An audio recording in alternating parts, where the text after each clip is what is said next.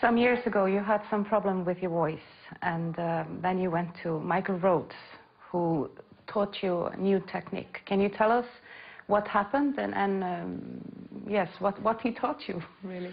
Well, I mean, in 2 sentences, that is very difficult. Obviously, it took a while, but basically, I was using a wrong sound for my voice, because as every other instrument, voice has a certain sound, but the difference is each human being has a different instrument inside, but you cannot just look inside and say, oh, this has to sound like, I mean, like another instrument, this is a trombone, or this is a violin, or whatever, and here this is a held tenor, or a lyric baritone, or whatever. You just don't know.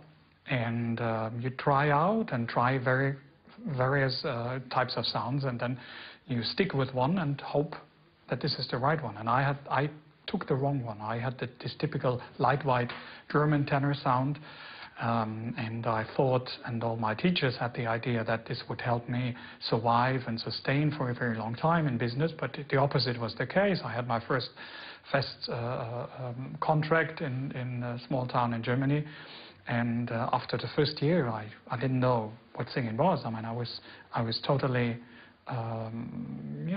ruined. My voice wouldn't work properly anymore. And then I found this Michael Rhodes you mentioned before, and he then showed me my voice.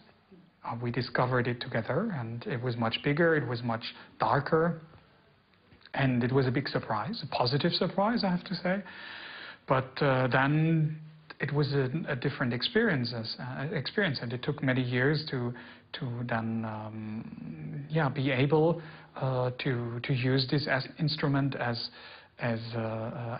easy and effortless as it used to be with the other one.